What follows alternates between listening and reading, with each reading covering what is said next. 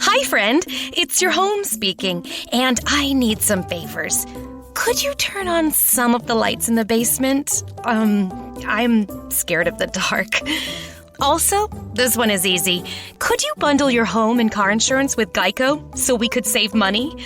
Last thing, just a suggestion. Could you steam clean the carpets? I need a spa day.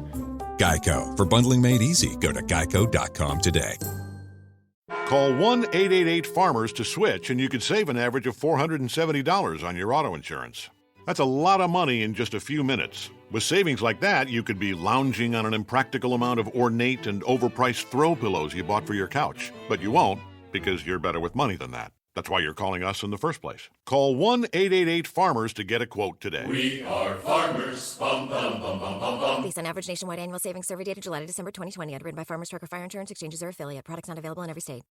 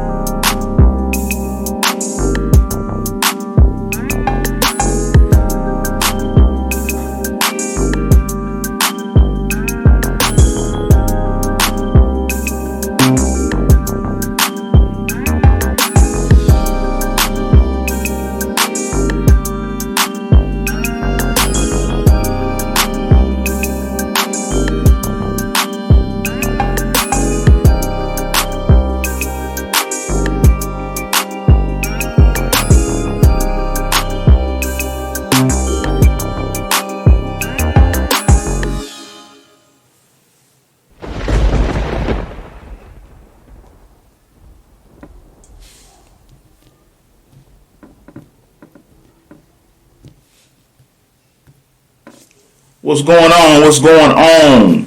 You are tuned into the Cigars with Mac podcast. Today we have two very special guests. We want to talk about marriage, traditional versus non-traditional. Of course, we all in this room have been married more than a decade. And, in 2021, man, marriage is something serious, especially with this pandemic. And I've been telling y'all before, a lot of you women need to go ahead and stop tripping and get married, man, straight up.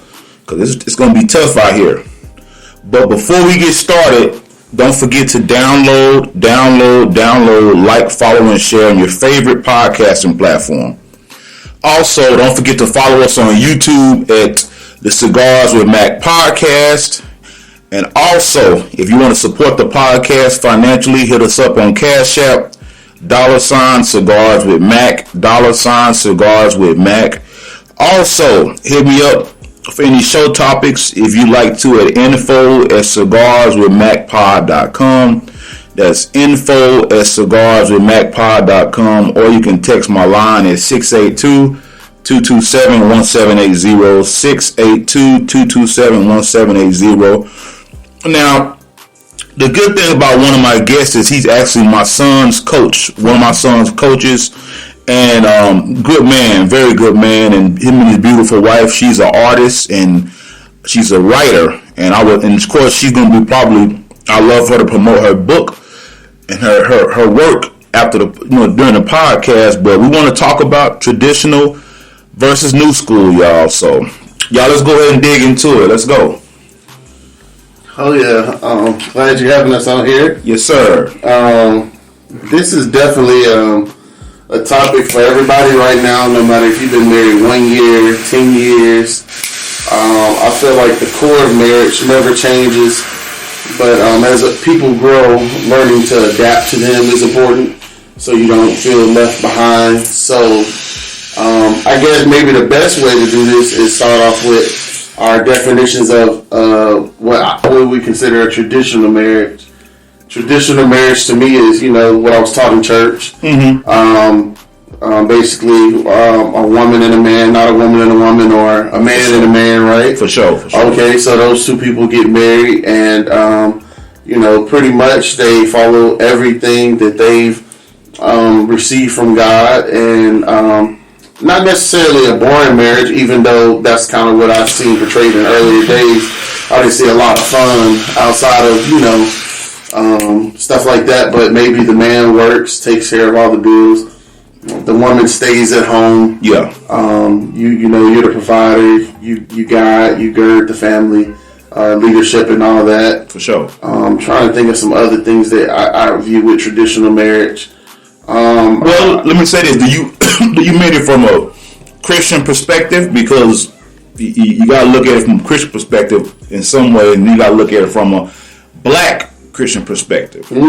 That's a good point. Because the black Christian, in the black family, our women traditionally worked.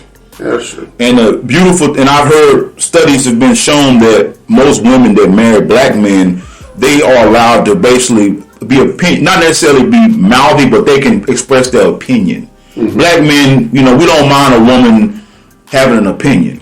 Yeah. But I've known white guys who marry and that shit is just off limits. That ain't about to happen. It's what I say, that's it. My word. But as a brother, we like, look, yeah, you were my woman. I want you to express yourself. Yeah. So you got to look at it, break all that down, man. Okay. Well, yeah, because I definitely see that part. Being in Iowa, living in Iowa, I've got the chance to see that where this guy's bringing in at least $500K a year, so not too much is to be said. That kind of money, yeah. Versus, yeah. I done made 90, 100, 120 at best, and I come home and I'm not getting none of that. I can't do none of that. Yeah. So I guess it would be more. That probably was more the gray area from both cultures. Mm-hmm. But, just the traditional of the person that's always at home, cooking, taking care of the kids. Yeah. Not much, not really sure sexually what that looked like because I wasn't in, I wasn't back then, so I don't know if they explored, had fun, or was it the same old boring missionary position? Yeah. Versus if they explored and kept it spiced up, or was it just some old school stuff, old school music being played while they slid in the sheets together? Yeah, I mean, you're a Christian, man. The Bible said the bed of marriage is undefiled. Yeah. So what's in your bedroom is on, bro. That's in the Bible. Yeah, it's in the Bible. Yeah. Not me making this up. Oh yeah, I agree. It does say that. That's the word. Mm-hmm. Interpretations of that is man.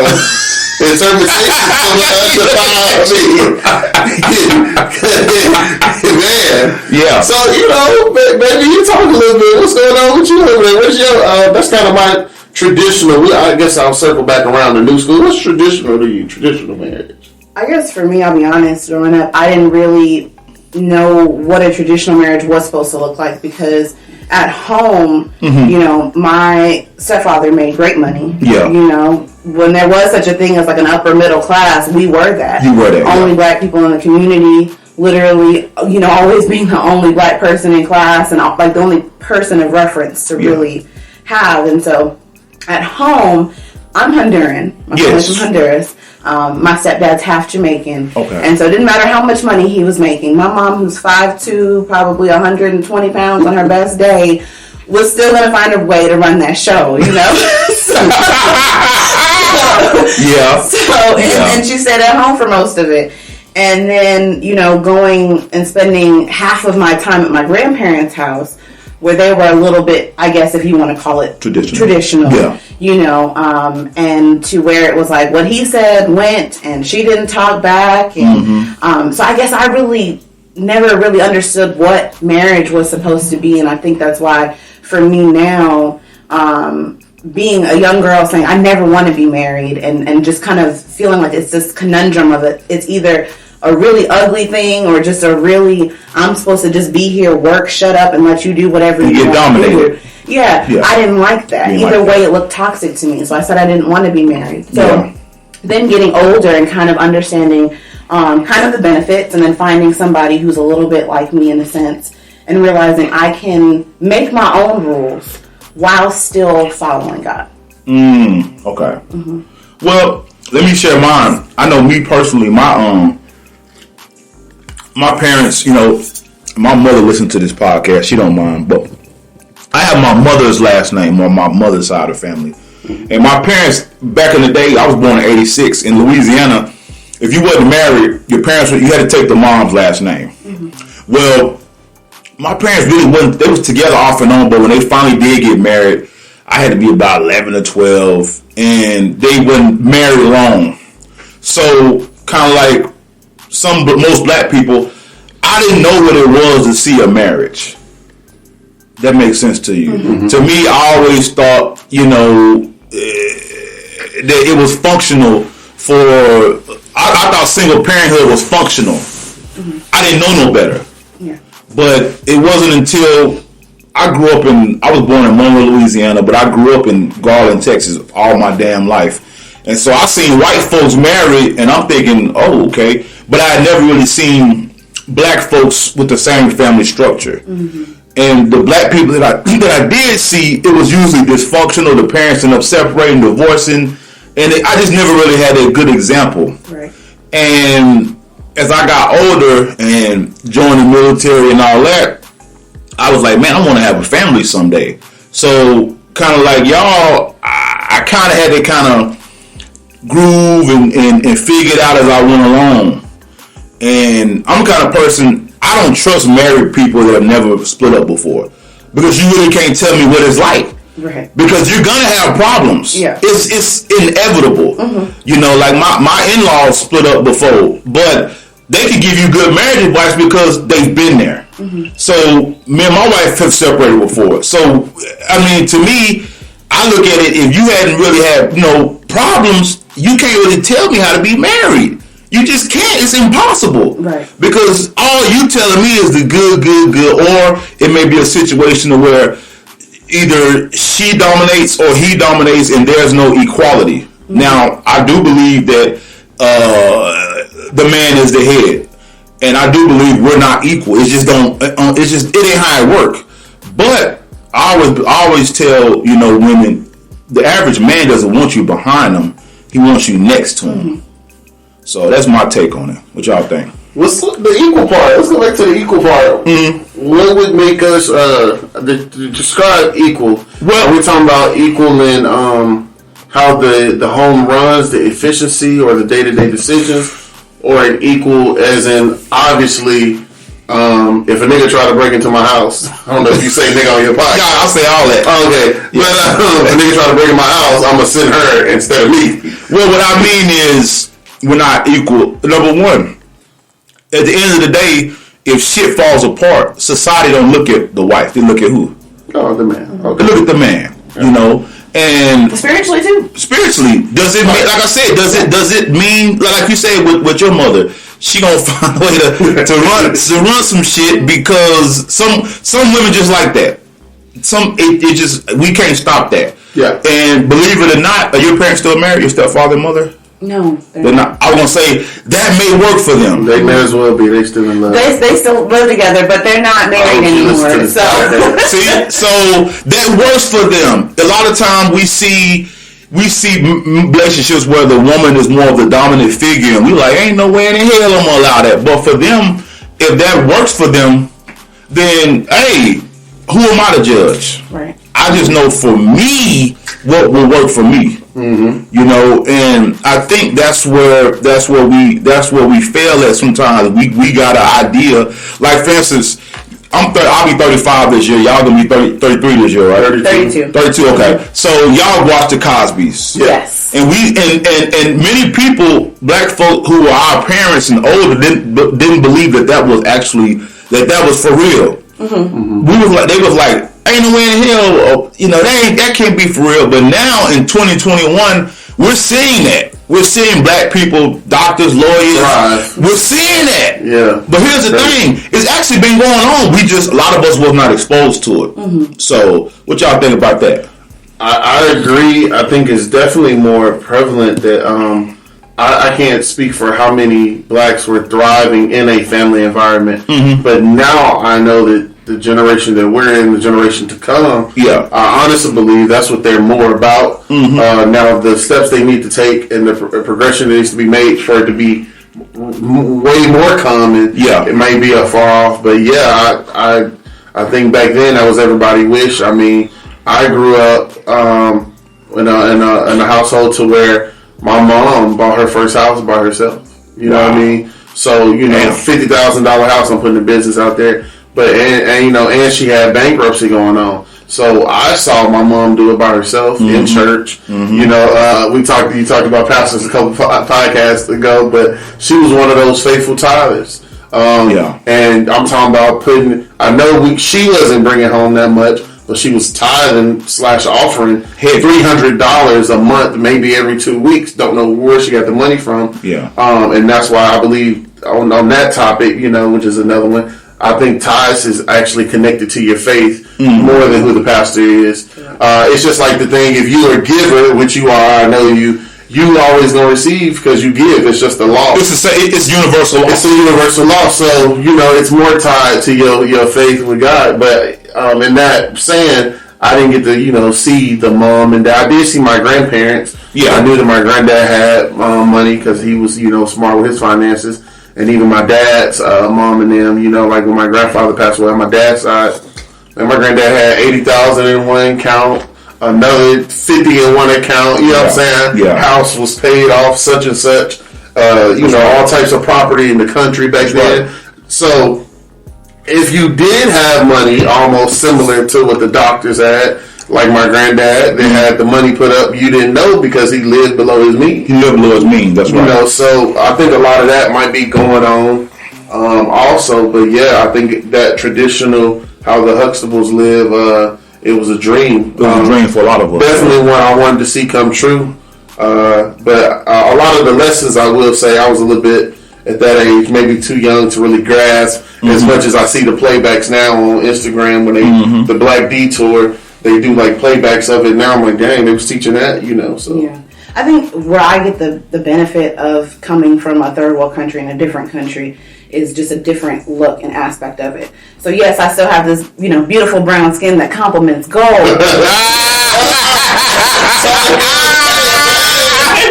You know, like I have that Latin culture down to my roots. And so one of those things that we got from that is coming over to the States. I'm the first generation growing up in the States. You're either a doctor or a lawyer or you're a disgrace to the family. Wow. You know, so it's like getting my family to jump on board with, you know, hey, I'm a writer and I'm a publisher. This is what I do now was definitely a very difficult thing. Most definitely. Because to them, anybody can do it. If we can come from a third world country, you know, and make something happen, anybody should be able to do it. That's right.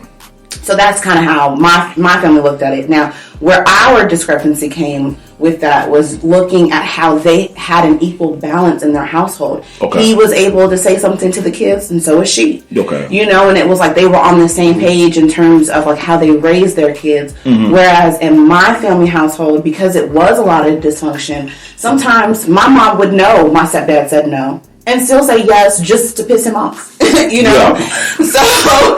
So that's where the dynamic was different for us, of just being able to see a man kind of lead and have a woman who, like, when we talk about a submissive woman, you know, Claire Huxtable was that. You just didn't see it the way people preach it today.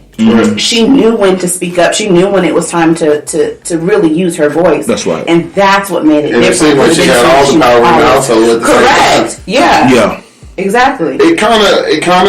I want to circle back to something, but it kind of reminds me of, a minister named Jerry Flowers that my wife had me watch, and he talked about the language of a king and the language of a queen. And one thing you find out about the language of a queen is that language is what she's talking about, of know when to, that timing. We both like singers. We're both artists in some form. So like you have artists who just sing the song straight. You're not gonna get too much from. Then you have the over dramatic artists, the bravado. Yeah, correct. Yeah. And then you have the ones that just pick good spots in the song to show you that I can kill it. That's right. And that's the best wife right there. That's right. I can do my job, and then there's certain spots I'm gonna step in and say, hold on now. If I'm speaking on it, I don't even speak too much. I let you do your thing. Yeah. But now I'm kind of, hey, let's bring it back in and talk about it a minute. Yeah. And that's probably the best way, because, like I said, I grew up in a single mother household, and then eventually, but I saw my mom conquer and do a lot. I've never seen her take off work for no reason. Period. You know what I'm saying? Period. Yeah. Been in the medical field, still in the medical field till now. You remember she had COVID last year. And, still is going back to work even after that. So as much as I saw her accomplish, I never got to get the full family environment until I end up relocating after my with my dad in Iowa. You know what I mean? Mm-hmm. And so then I have my stepmother and I have my dad, and I'm getting to see both sides. And my stepmother was definitely not. She definitely never backed down. She might be always go in about something. Yeah. But like you said, she picked her spots. And I kind of saw more of how a household ran. Mm-hmm. But the unfortunate thing about it is, I didn't see that till 10th grade. Wow. So, as you know, any idea that I really had was already pretty much conformed.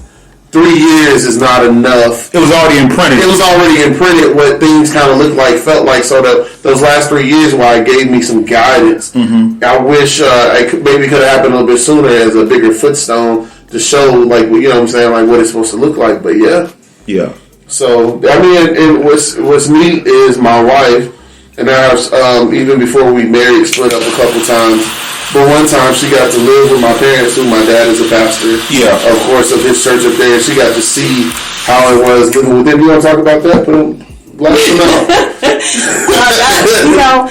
That was a really eye-opening thing in itself, because his parents really have a testimony. So it was like they were running the streets, doing drugs, and to now, drugs. Correct. Yeah. She turned him in to the police. Yeah. And so to be able to see that level of she wasn't no riding out, was she? Well, it was either that or they were talking about her taking her kids. And my dad was being a real nigga he is from Memphis. You know what I'm saying? He already had that understanding of, that this is what it came to. That's what it came to. And he accepted it, and I think that, man, they still together now. Now, and you talking about, I found out that they were together when I was young, maybe like 9 or 10. Wow. I mean, we really, I think they're over 14 years married now, for sure. No, at least 20. Over 20 years married. Over 20 years married, because when I went to go live with them, and I've been out of high school more than 10 years. So, yeah, they were better for it. They've grown a ministry, a beautiful marriage. Actually, I'm not going to reference them too much, but that's what I love about my dad. Ain't no hidden agendas, ain't no secrets. that he ain't laid out there, or they haven't talked about because they live more along the lines of an old school and new school marriage. That's right. And we'll kind of get into that. But like you said, living with them. What else did you get from them? Just really a lot of honesty. Like, oftentimes saying that we're Christians, we feel like we have to give off to the world just this cookie cutter of how things are supposed to be, when at the end of the day, one of the things that I learned under his dad was that if I was capable of doing everything to a cookie cutter standard, that means Jesus died in vain, and God doesn't do anything in vain. That's right. I'm always going to have something that I'm dealing with, always have something that I'm struggling with. It's just how quickly am I willing to surrender to God and allow him, that ability to direct my path. That's right. So, just living with them and just really getting their wisdom. There's nothing that he and I have dealt with or that we are dealing with that they weren't able to talk to us about, whether it was drugs or sex or threesomes or any kind of level of infidelity, to be honest. Yeah. There were times when we were literally so at it, we were ready to kill each other. We both got our arrest records to prove it, So, there's not a dynamic, and it's crazy being able to laugh at that now, but domestic violence did coexist in this. Yeah. Toxicity did coexist in this. Our kids had to see it, experience it, go through therapy. So unfortunate. Yeah. But we're here to really share and talk about things that, like, when you keep things on a surface level, you're always going to have this marriage that is that boring marriage. Yeah. To be honest, because you can't really talk to your spouse about anything. You're just supposed to give off this false appearance of what's really bothering you, and you don't really get to deal with the real root of the issue. And maybe a key statement for this podcast for everyone that's married out there. Old school, new school, whatever you call yourself, what kind of marriage you have. Outside of infidelity, do you even know your partner? Most people don't. Because once we decided to put infidelity to the side, meaning in a way open up our marriage, we really, a lot of the arguments had to change. Yeah. Because it wasn't about, you doing this, you being sneaky, I can't see your phone, I don't even know where you are. It went to having to actually learn her. Oh, she ain't yelling at me. Oh, she's not questioning me. Yeah. Oh, how do you approach somebody like that when you want to convey something? Because usually we're conveying off of feelings and anger for the other person. But now I got to actually, if I'm going to present an issue, I got to bring facts. I just can't throw up what he did last week or what she did a year ago. You know what I'm saying? So that whole old school versus new school, I don't know how much old school really talked about the issues in their marriage. Hi, friend. It's your home speaking, and I need some favors. Could you turn on some of the lights in the basement? I'm scared of the dark. Also, this one is easy. Could you bundle your home and car insurance with Geico so we could save money? Last thing, just a suggestion. Could you steam clean the carpets? I need a spa day. Geico. For bundling made easy, go to geico.com today. Call 1-888-FARMERS to switch, and you could save an average of $470 on your auto insurance. That's a lot of money in just a few minutes. With savings like that, you could be lounging on an impractical amount of ornate and overpriced throw pillows you bought for your couch. But you won't, because you're better with money than that. That's why you're calling us in the first place. Call 1-888-FARMERS to get a quote today. We are farmers. Bum, bum, bum, bum, bum, bum. Based on average nationwide annual savings survey data July to December 2020. Underwritten by Farmers Trucker Fire Insurance Exchanges or affiliate. Products not available in every state. Marriage to better them, or was it kind of a lead?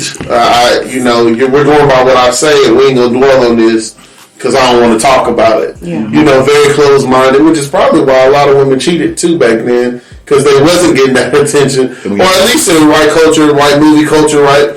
We see a lot of women, the husband out making all this money. He come home, it's kind of really cookie cutter. She's not getting her feelings. Then you see some magical man appear that's ready to listen, and she's sneaking out the house now. Yeah. And I imagine that's really not movie. That's really real life. That's some real life shit. Everybody, I know personally in the past, I've pushed my wife not to infidelity, but definitely to entertain some people that she wouldn't entertain if I was doing my part and being open and listening. So, that's one of the things I feel like that's just like one of the traditional cons. And of course, somebody older than us can come correct us. And the person that corrects us and say, no, we're doing it. They might be like 5% of the population of married people versus the majority. I would say this. I know for me in my marriage, me and my wife broke up, and it wasn't too long, but we went to counseling, and something we had to learn was listen to each other. Mm-hmm. You can talk while you're listening. Right. And something that helped me out personally was when I got into sales and I started reading a bunch of sales books, and I started understanding listening. Listen. And so, like, every day my wife tell me about her day and this, that, and the third.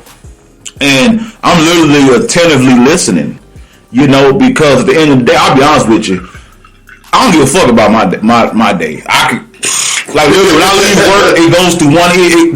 I leave it at the job. Yeah. But women are creatures of emotion, and you like to talk. You want to talk. You want to know. Like I tell people all the time, I think I forgot what I told. A lot of times a woman telling you something, it ain't that she want to fix. She just want to tell you. Mm-hmm. Everything is not required, because me as a man, I'm always in fix it mode. Let's fix this. That's how I feel in my ear too. Yeah, let's fix it. But really, she just want you to listen. Yeah. So that's something I learned over the years, and it's kind of it's a good thing, but a lot of times when you're talking to women who are not married to you and they're not married, a lot of times that can draw them to you, because they're like, I've never had a man just listen to me. Uh-huh. And I've heard women say, man, how do you do that? I say, I'm married. I mean, that's what I do. Like, I'm like, because I understand, just listen. Yeah. So, but the traditional marriage was, the woman come home, hear your problems, F what she going through with the kids and all this, that, and the third. And, and the thing about it, like I always say, but for Black America, it was always somewhat different. Yeah. Well, I think you really hit on something that Black America, we don't really talk about. You mentioned therapy. Mm-hmm. All last year, I went through my own therapy, and so we're going through therapy individually, and then we still have moments where we come together collectively to do therapy. Correct. And I think that's what really opened us up to be able to be who we are individually and as a married couple today. Because for me, really taking some time, for a lot of our marriage, it was like, you see my husband, he's 6'2", he's bigger than me, I'm 5'6". Yeah. So, naturally he just has this dominating presence. Yeah. And like we said, there were some things that we dealt with in the past. So for me, it was always so easy to point fingers and he's the problem, and, all the problems just coexist because he's there. And therapy taught me, like, I have to take my part of the blame for all of our issues as well. And so, when I started having to open up to my own traumas and be real about the stuff that I was pushing off, then now I'm having to see, I'm not as perfect as I thought I was. Yeah. It's just easier to point fingers at him, because as long as I'm focusing on who he's texting and why he's not coming home and, this, that, and the other, then I'm not focusing on the traumas that's really keeping me in a cycle, to be honest. I would say this. I noticed my mom used to always tell me, even in marriage, she said, you have to have your own individuality. Mm-hmm. If that makes sense. Yes. Basically, you like writing, you like what you do. We'll like what he do. I like what I do. My wife like what she do. And I notice in some relationships, it's like one person's either the focus is on one person, or either always on the man or it's always on the woman. But it's like nobody has their own identity. Right. And I told a white guy this, and I went to church with back in the day. He wasn't hearing that. The two have become one. I said, no, great, right. But if she likes basket weaving before she married me and still like it, she should still continue basket weaving. Right. I have no problem with that. Mm-hmm. But a lot of us, we don't understand that, we keep hearing that the two shall become one. Yeah, you should become one, and that's going to happen, but you still have to do what makes you happy. Mm-hmm. Because you'll have, like I always tell people, I remember I told my wife split up, and my mother-in-law said, I just told Brittany to be happy, and I said, let me stop you right there. It's not my job to make her happy. Mm-hmm. Every day she gets up, she got to say, I'm going to be happy. Correct. I said, I can buy her nice things, I can buy her favorite perfume, I can buy her favorite candy, all that. But at the end of the day, happiness is within her. Correct. Yeah. So that's why I think the old school versus new school, because you tell old school people, they're like, huh? Yeah, it's not my job to make her happy. Right. And people forget that phrase of they shall become one. That happens spiritually before it happens naturally. That's right. Naturally, we're still two, like it was explained to me, we're still two individuals, operating as two individuals. We haven't yet learned to be. We took the vows to be, right? Yeah. That's what we're working towards until death do us part. But until then, I mean, we still trying to get a hold of this thing. You still trying to figure each other out. Yeah. Right. That's going to be an ongoing battle. And I think that's where people get marriage construed, because I always say some people like the wedding, but they don't want to do that marriage. Right. Yeah. Too much work. It's too much work. They like the pictures. They like the pictures. They like the couples challenges. Yeah, I know. For me, we didn't have a wedding. Financially, I couldn't afford that. Yeah. But I knew I wanted to marry. I was still in the military, and I was in some. I was about to go to Iraq again, and we was in training. I was like, and I always told people, and I was dead set on it that I want to get married till I was 30. Yeah. But when I met my wife, I was like, man, she's good people. She's this.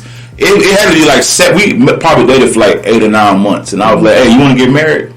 You know, I asked her parents, like, look here, I want to marry her. You know what I'm saying? I got a year left in the military. She gonna get she gonna get these benefits. That I weighed it out there. I was like, look, but this is who I want to marry. I want to marry your daughter. Right. If I don't do it now, I'm not gonna do it. I'm not gonna lie to you. And only thing we did was we got married in our pastor's study, and we went to some little motel in Duncanville, and we got some KFC chicken and enjoyed, and it was like heaven to us. Right. And I always told her, I said, if you stick with me, we're going to get there. Yeah. We're going to get the house we want and all that. And that was never even a concern on mine. It really wasn't, you know. And I think that a lot of people, they get that construed. I see people nowadays, they're like, hey, before I get married, I want to have my house already done. I want to have my bank account set up. I want all this. But here's the thing. I always tell people, everybody is one paycheck, one bill, one lawsuit away from losing everything. Yeah. As much money as Jeff Bezos has, he's $40 billion away from losing all that. I don't care what nobody say. You're not going to convince me otherwise. Yeah, we should save money. Yeah, we should. I'm not telling you don't do it, but don't ever let the little things stop you from doing certain things. And obviously, if they listen to your podcast, they should know you're financially responsible person. Yeah, I'm just saying it's a topic. But it's reality.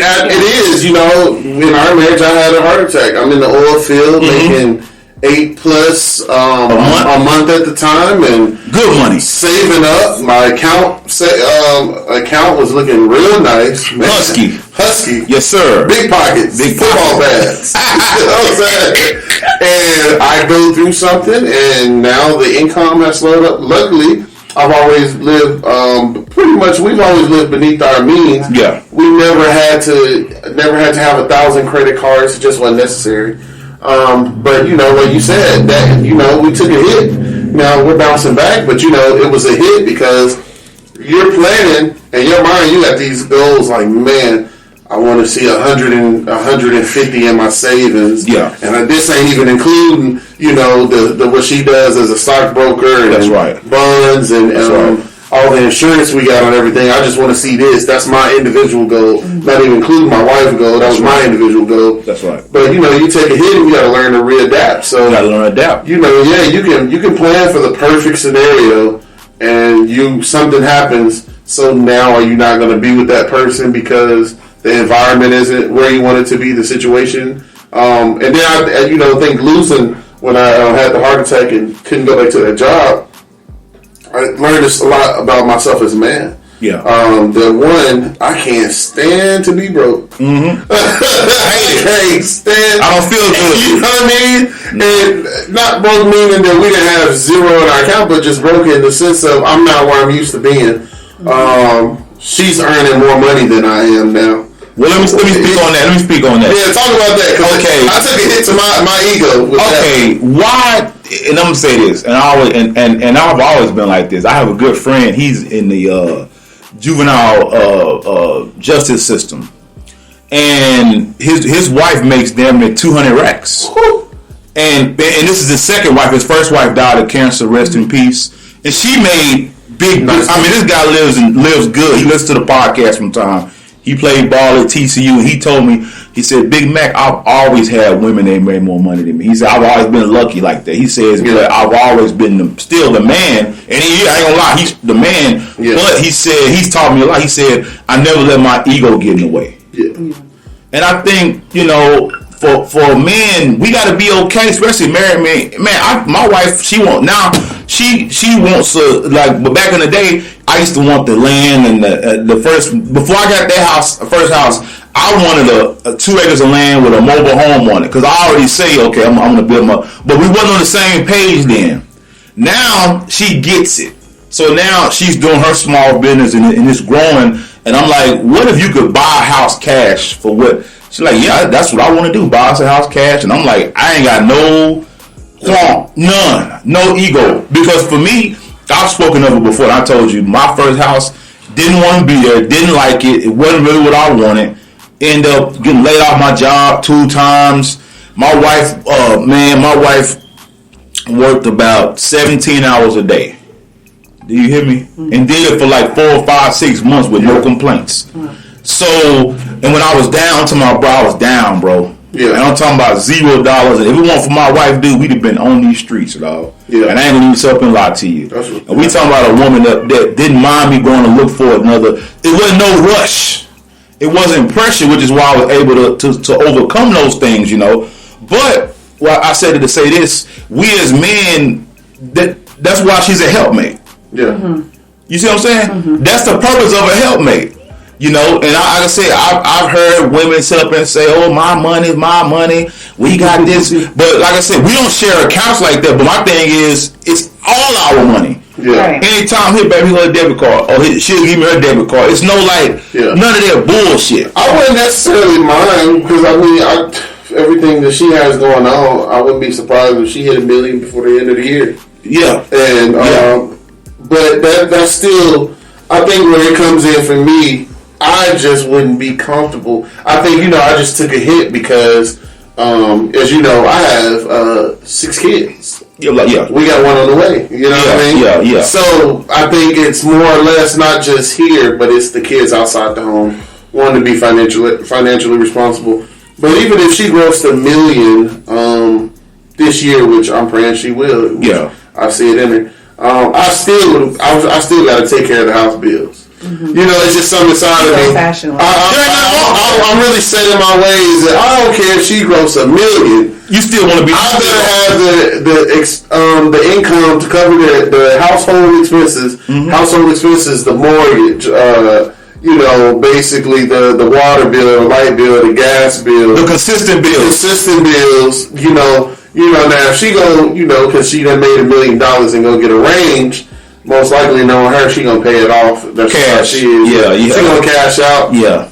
If not, put at least more than half down. She gonna get financed for the minimum. Mm-hmm. Now I can't, baby, I can't make bill payments. Yeah. With taking care of everything right now as it stands.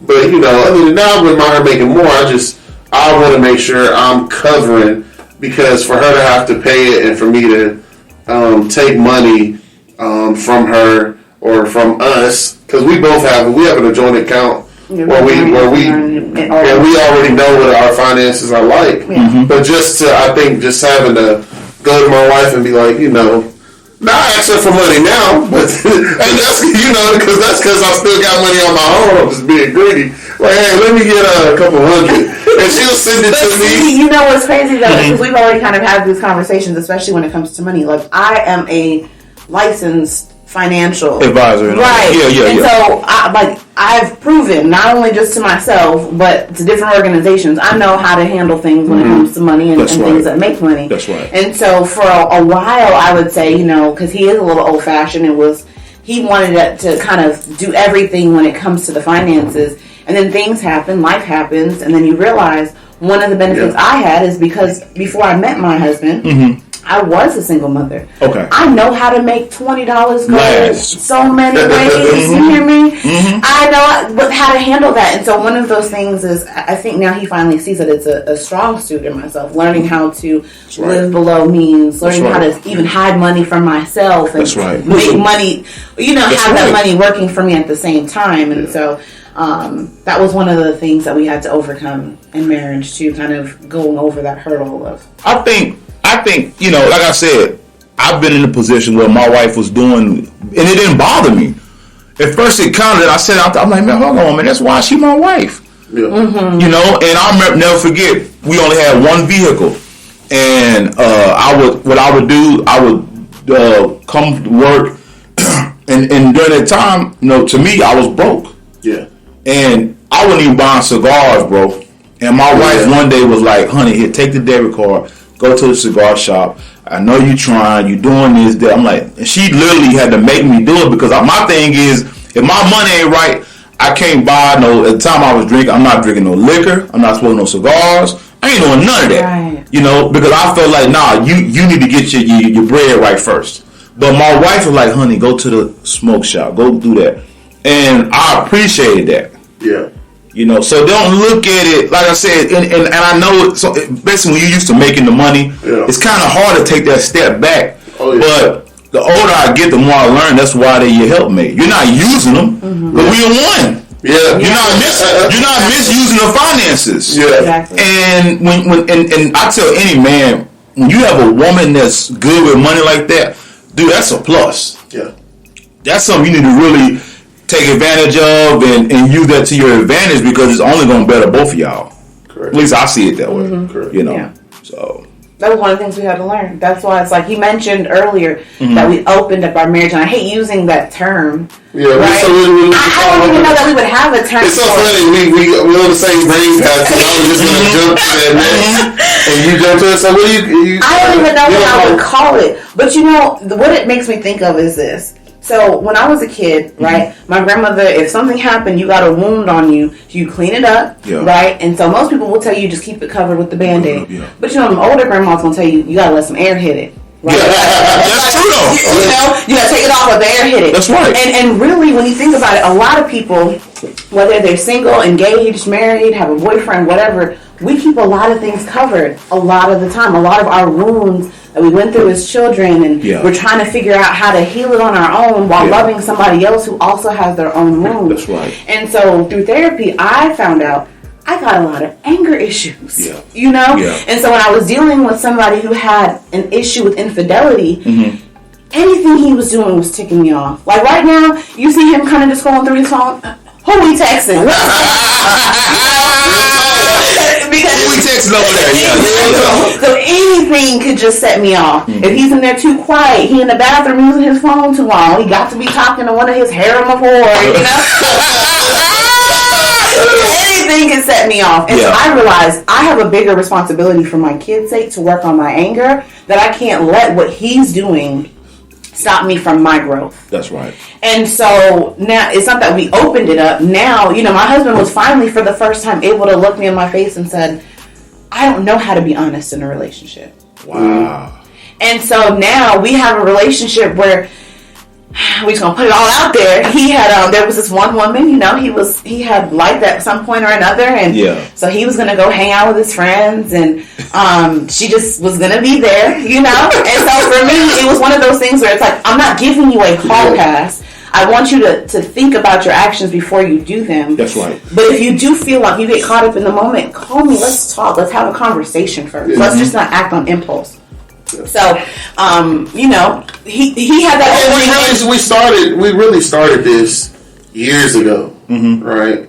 I think how they say the case got closed and then reopened. Yeah, the case just got reopened. It never closed. It just went a cold case. Yeah. But no, we started this openness. It wasn't all the transparency and honesty that we have now in our relationship. With a young lady that's not to be named 2-3 years ago, we started exploring, because I feel that most men are not monogamous. Men were not designed that way. I just, and everything that I've seen, I'll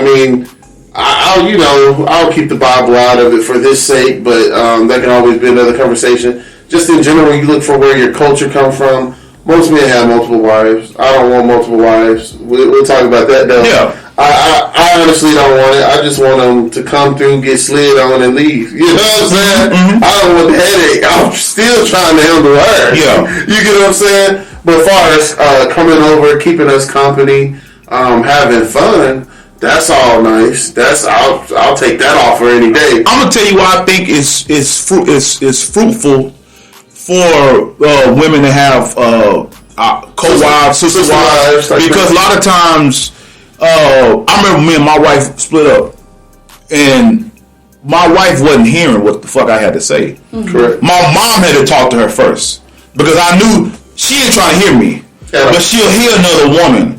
And a lot of times when you got that those two women there, a lot of times they can talk to each other. Correct. That is a benefit. That's a benefit because as a man, it's just certain things I'm not gonna understand. I'm just not gonna get it. I'm not. Yeah. But a lot of times, I think that's a healthy balance to me. And you were in a situation before you were with me. I did. I guess if you want to call it audition to be a second wife, I did do that, and it really helped me to understand that for some people that's beautiful, and that can work for some people. I do think it requires a level of manhood that I don't know that a lot of men are willing to be vulnerable enough to reach. You're gonna hurt some feelings, most definitely.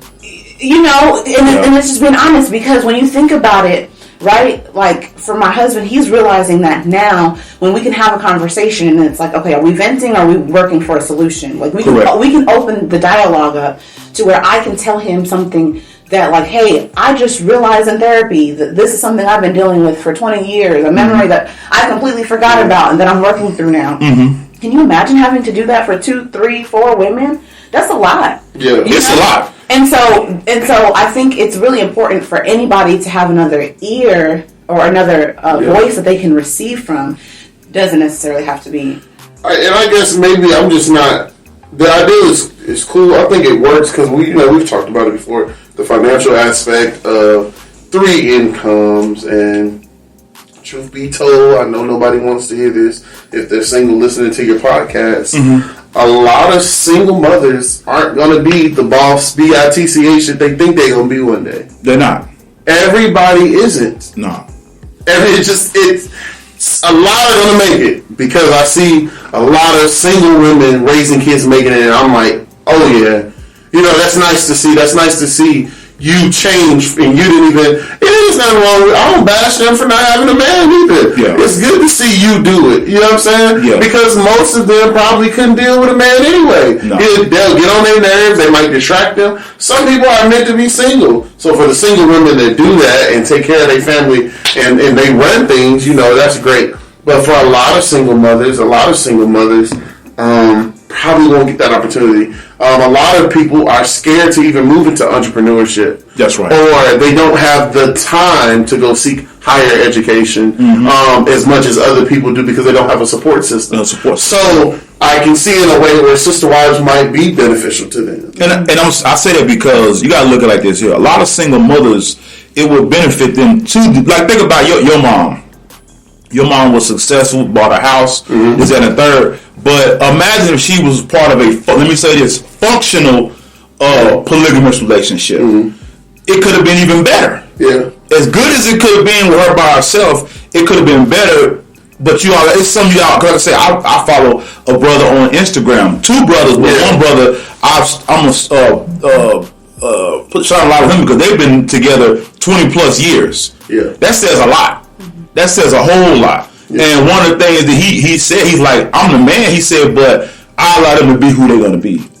I allow them to express themselves. I allow them to still have their individuality. He said at one point, one of the wives wanted to step out and vent out and figured out, and I said, what I want. But she had to step out to see, is it really as bad as I think it is? And she figured out it really wasn't. And I think with him being the man and them being, now he has 3 wives. Man, they got businesses. Yeah. They got huge house. I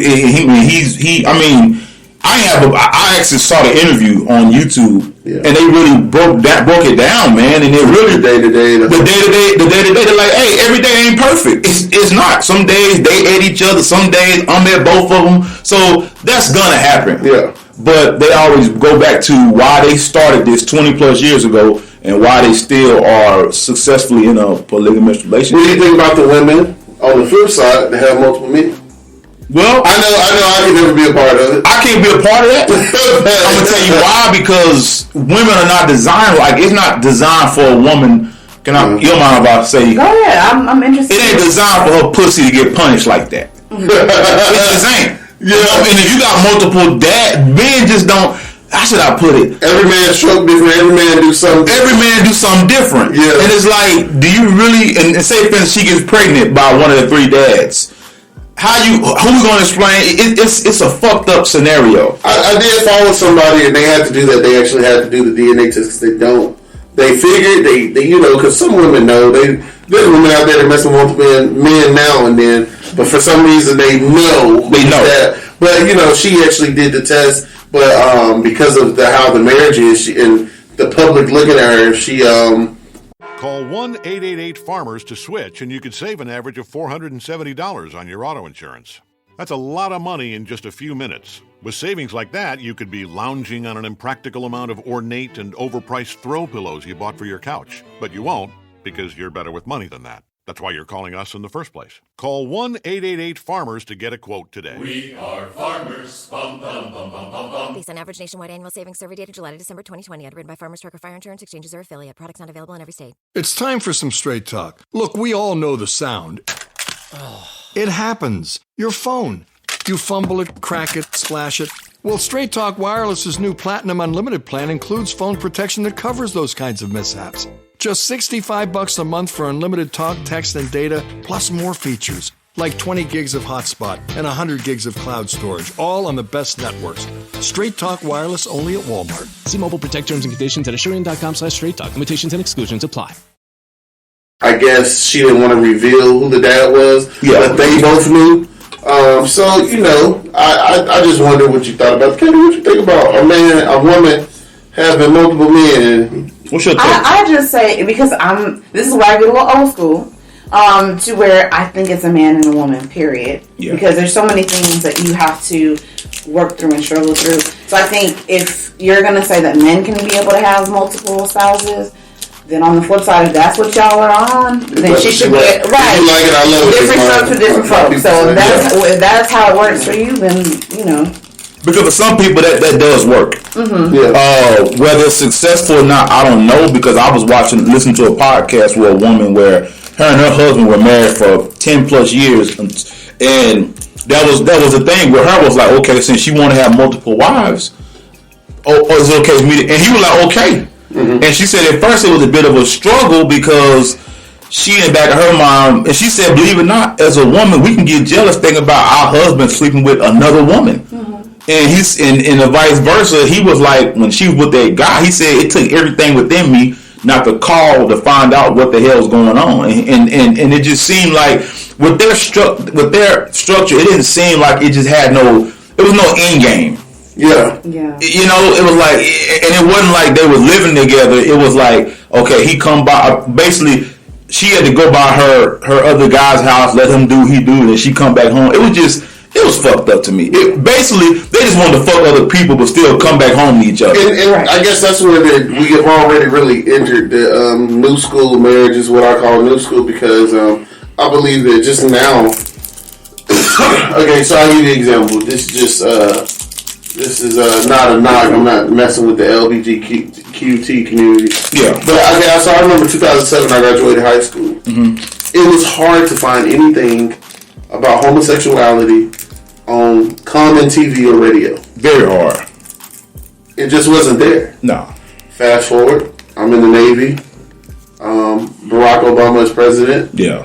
And they do away with no X, no tell. Well, we already knew who was partaking in alternative lifestyle. We already knew. So, honestly, I don't know about white communities, but I just know about black communities. You grew up with alternative lifestyle right there in your face.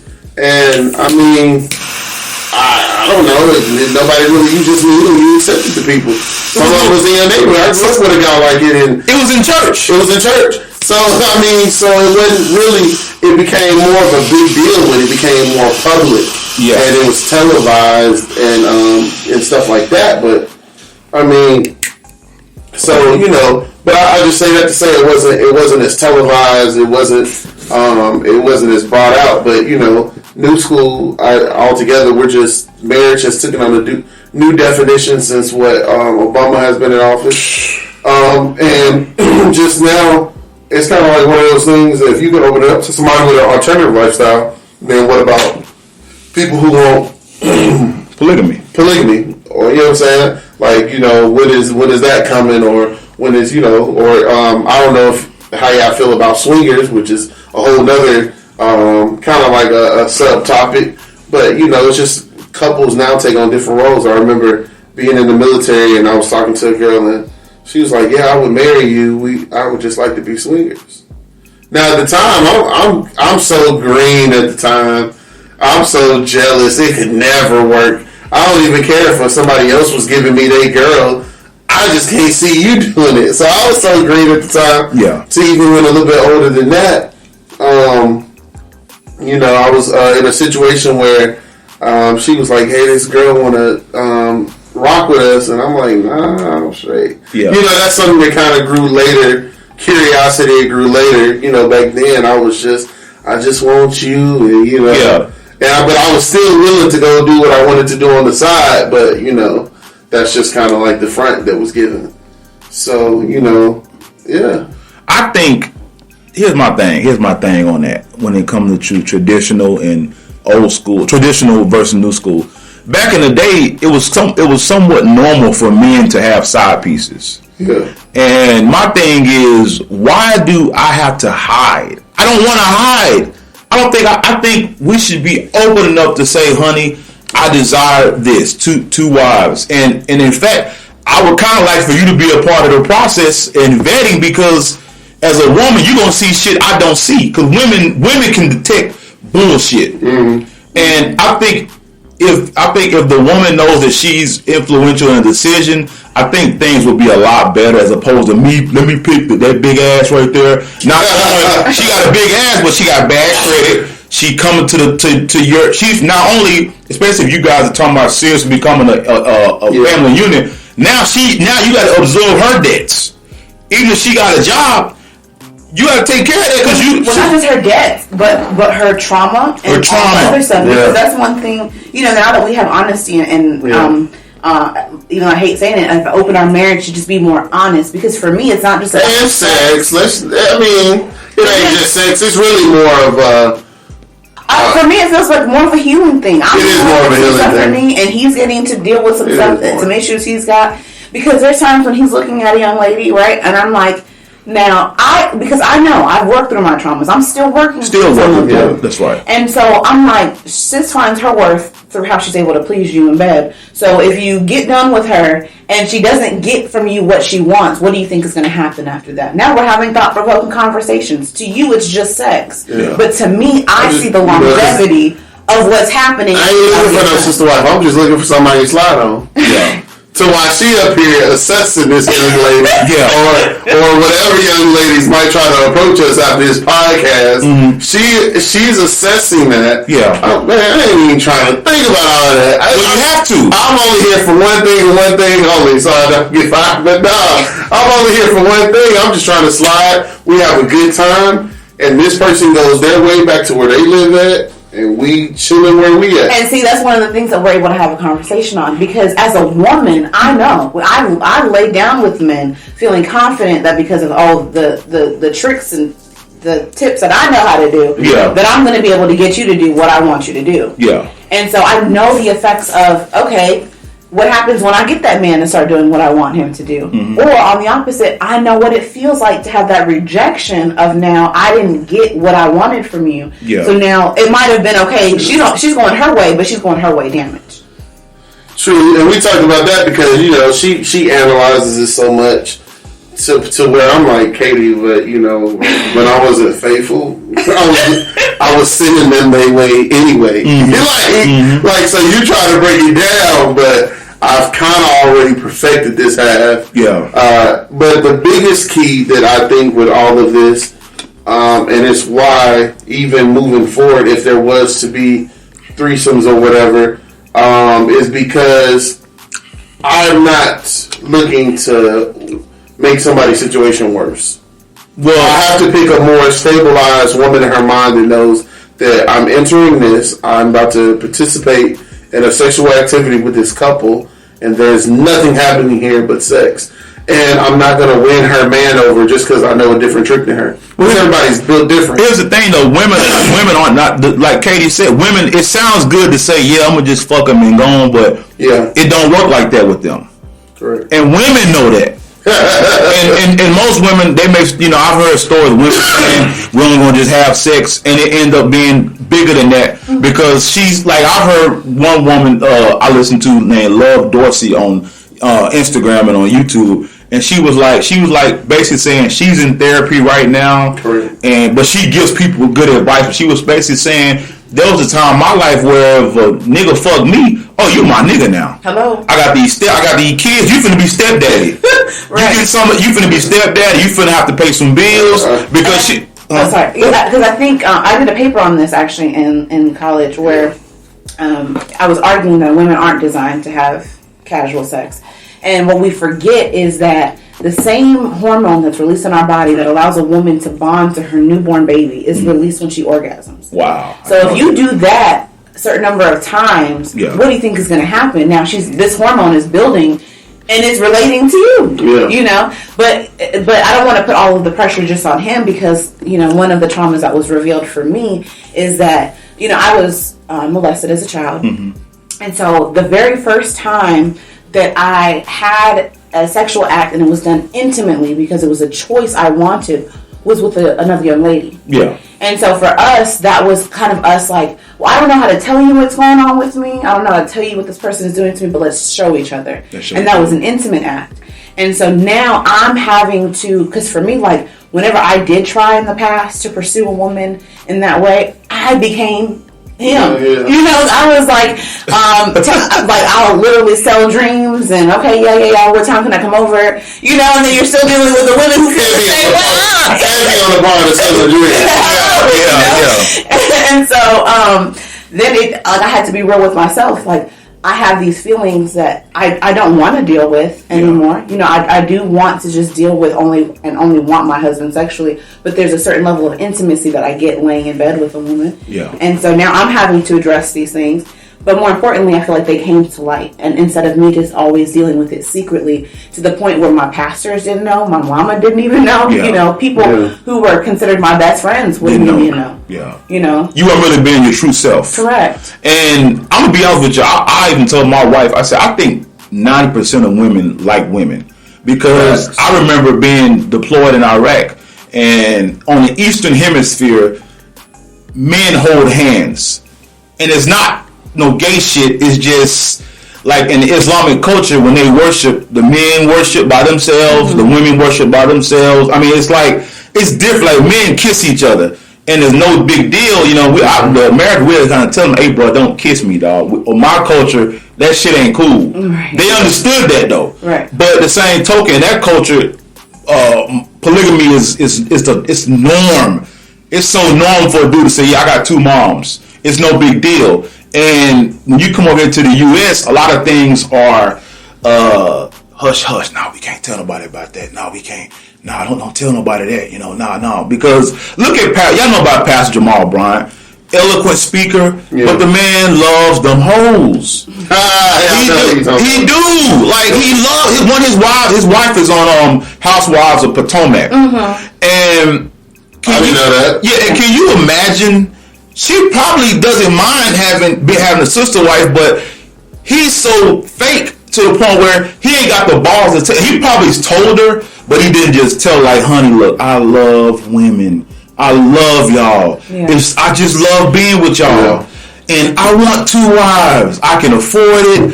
It'll be better when I'm on the road preaching. You can have a confidence. I mean, he's not breaking all that down. He just sneaking. Bro, why are you sneaking? Because I think from a female's perspective, and that's why I made the comment that men lack the vulnerability that's truly needed, I think, to be able to really handle the responsibility of polygamy. And the reason I just feel that way is because it takes a certain level of vulnerability to say, hey, this is what I'm dealing with. This is how I feel. Because to us, right, when I was searching through his phone and finding multiple women in there, I just think you have a problem controlling your penis. Mm-hmm. You have no self-control. That's what it feels like to me. So if somebody who I personally have made up my own assessment of you and said, well, you just have no self-control, now comes and says, well, this is what I want to do, where there is no vision, the people perish. People perish, So if you're not vulnerable enough to say, this is what I'm dealing with, this is what I want ultimately, yes, this is where I struggle, these are the areas where I'm lacking in, but I do want to rely on you for help, I feel like men aren't going to be able to have that level of conversation to open a woman up to think that it's just more than just sex for them. Yeah. Well, I know it's me personally, the older I get, like for instance, I would never forget, it was a young lady I was discussing something with, and she was like just saying, I had to let her know, I was like, sweetheart, the age I'm at now, if my dick doesn't get hard, I don't force it. And I said, and I'll be honest with you, you're a beautiful woman, but I would never want to be intimate with you. I said, not because I have a wife, but because there's nothing about you that it's just, right. And some women, when you say that, they're like, well, damn. Because at the end of the day, the older I get, the more I learn, you have to be more disciplined sexually. Yes. And many men are not even, I don't say many men, but some men are not in touch with that. And that's something, like you said, we as men, we're not vulnerable. Like and then when we do get married, you can be vulnerable. Most of us still don't be vulnerable. Correct. And that's why, the average man isn't going to tell his wife, like Will said, I just want to slide. I want her to slide through, baby. I just want something different every now and again. Doesn't mean I don't love you. I love the hell out of you. I'm not just with you because not leaving her. I ain't going nowhere. But sometimes I want to try that. We'll do drive-bys if you try. Yeah, I want to try that out. She gonna go on by her way. Y'all can chop it up while I'm in the room taking a shower. But I don't want no. And many men ain't gonna say that. Yeah. Many men gonna make up an excuse. Well, you gained 10 pounds, and that's the lamest excuse. That's the lamest shit in the world. Especially when she having your kid. Yeah. And you horrible. Yeah, a lot of men they gonna come up with every excuse, but it's coming from somebody who used to give all kind of excuses, so he could. It wasn't none of those about it. No, you did used to have. It wasn't none of those. No, it wasn't about my weight. But no cap rap. Ain't no cap rap. But so for somebody to say, hey, those are some crazy excuses. Yeah. Because we can't do those, but I can see. I get men are visual. You get what I'm saying? So when we were talking about it before, like visual things, so different things you want to see or different things turn a man on, and another person, because that's why it's a book written, and I really never read it, but the caption got me. It said, "What a hoe could teach a wife." You know what I'm saying? So, and it's just because I believe that they're seducers. Yeah. So they've mastered they know how to talk the language. They done mastered the art of seducing. They done mastered the art of attracting a man, or whereas a wife most time, right? She's taking care of the household. She might be working. All the other things that you guys do. So she's not mastering that art, where a single woman or there's married women that still master the art, but where most women might be caught up in their day-to-day regimen, this other woman has mastered this art because that's how she lives. That's how she lives. I know I watch a lot of pimp interviews, and the pimps, a lot of these pimps, my brother was in the game, and most pimps are not going to admit that they sleep with their whores. Yeah. Because essentially that's a polygamous relationship. I don't give a shit how you look at it. Yeah. He's going like he said, I go get her menstrual stuff every month. If most of them got kids, I do this for their kids. I do this, that, and the third. They're not telling you. I love all these women, dude. I love them. That's why I don't mind doing it, and I have the maturity to understand. They lie and say they just property. They just property instead of them saying, but I have the maturity to know that I don't mind her making money selling her body, because I know she's still coming back home to me. That takes a level of maturity. I don't care what nobody say. But a lot of times, if she chose up on somebody else, then it'll be a whole war. It's a whole other war. And see, but they're not telling you the ins and the outs and they're not telling you all that. But essentially, that's a polygamous relationship, man. It is. I don't care how you look at it. And many of them say, "Nah, I don't sleep on them, man. They got to give me a choosing fee, and That's bullshit. And you know you lying, dude. You love that woman. I'm gonna tell you a book y'all need to read. Is the Iceberg Slim book. You read that before? I love him. Man, and he broke it down like, dude, I love them women. I ain't gonna sit up and lie to you. Yeah. I love them, and there's nothing. And many of them guys ain't gonna say that, but they're dealing with, like you said, they're dealing with different emotions every night. They're dealing with this, they're dealing with that. Their own trauma. They got to be a therapist, listen to her problems, and then I'm telling you, I got to be a therapist. I got to deal with her daddy issues. She's been molested. This is going on. That's going on. They're not talking about their mommy issues. They're not talking about all that. Right. But essentially, they're dealing with that stuff, man. And I just think it's problematic. That vulnerability.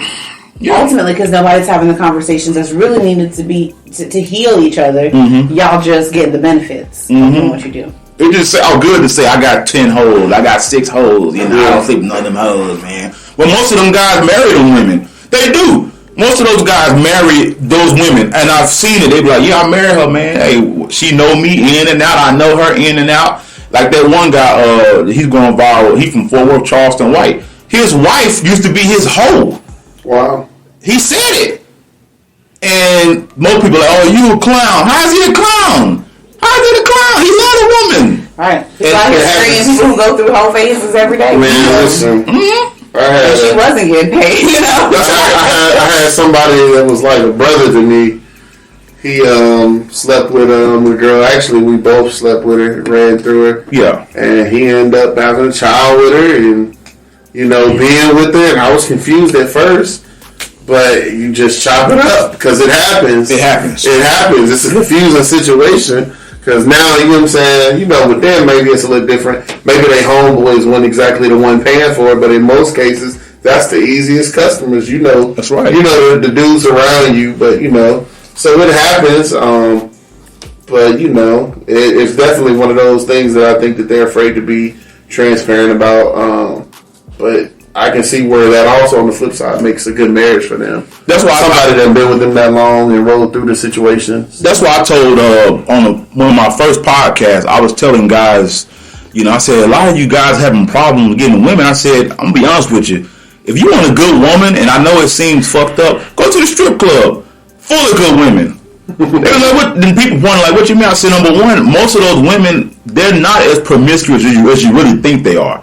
Two, they see the side of men that's like, oh God, this guy won't pay me $100 to lick his feet or me suck my, you know, they see sides of they see the fetish side. They see it ain't no more secrets. And I said, but the flip side is you're gonna deal with a woman that got baby daddy issues, some of them on probation, some of them working. I mean, you gotta understand, whether you get a woman that's a corporate chick or whether you get a woman that's a street chick, at least this street chick, you know what you're getting. Yeah. It's no secret. But this corporate chick, she gets to hide behind it. She hides behind her sorority. Yeah. She hides behind her degrees. She hides behind all that. But you overlooking this woman right here who's just giving you, hey, this is me.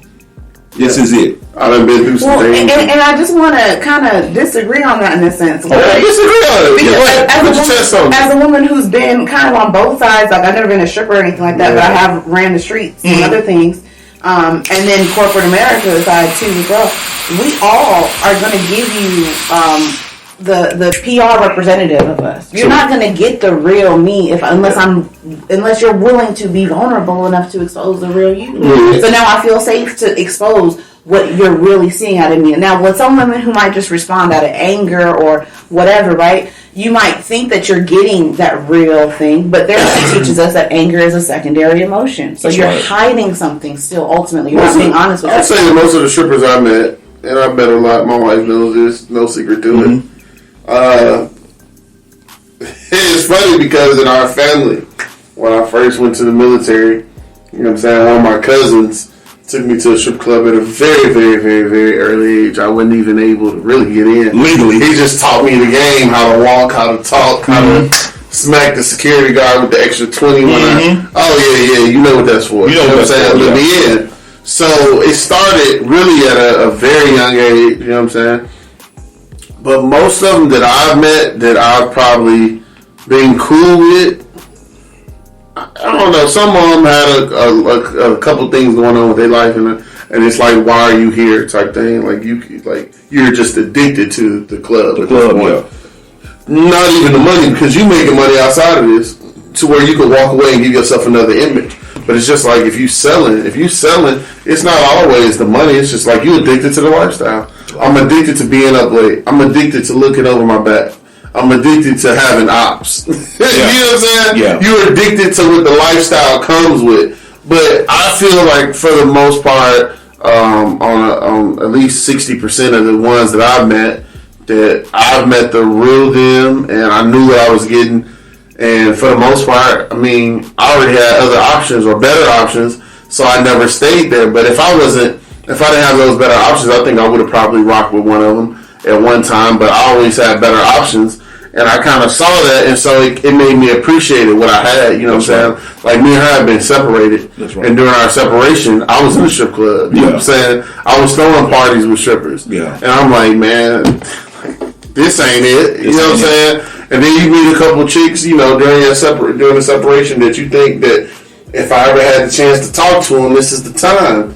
And then you meet up with them, you get to know them, and it's just not what you bargained for. It's not what you expected. It wasn't even what you thought it was going to be. So for sure, I think it's both sides, but I do believe that people put their best foot forward if they trying to win you over. They never gonna. They never go. I'll put my boy on blast right now. He gave me a piece of advice, but it was so true. You told me one time, you said, "Hey, when you go for that interview, you need to let them know how bad you want that job." Remember that? Yeah. You said, tell them you'll lay your life on the line for it. I lay my life on the line.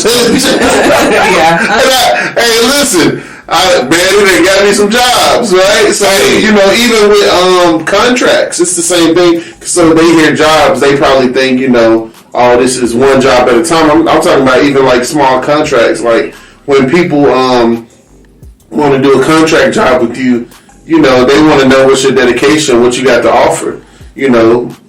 So you gotta give them something. So you gotta go all the way or nothing. And truth be told, might not lay your life on the line for the job, but you definitely need to paint the impression, because at that time you need the money, so you need the resources, so you're going to do what you got to do. You do what you got to do. You can do what you got to do, so yeah, man. And as black folks, that's something we got a problem doing, man. Some black people have a problem with even working a job. They're like, oh, that's the white man's corporation. I'm like, how did the white man's corporation?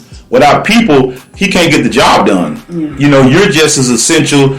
You are essential to him as he's essential to you. Like one thing a friend of mine, he always said, everybody's a corporation.